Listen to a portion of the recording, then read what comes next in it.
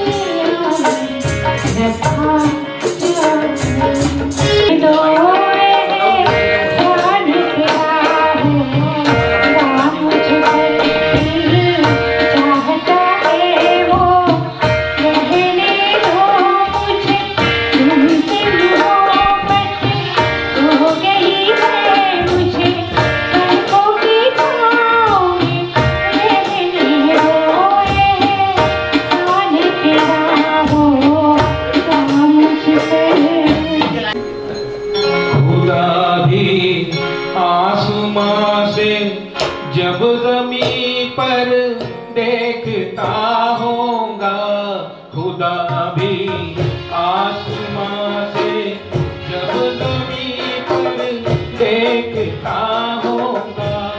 मेरे महबूब को किसने बनाया सोचता होगा, खुदा भी आसमां से जब ज़मीं पर देखता होगा।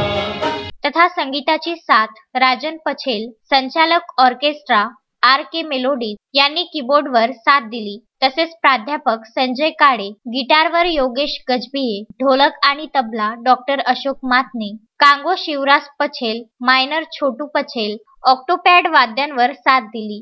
कार्यक्रमाचे संचालन वीरेंद्र मिश्रा यांनी केले।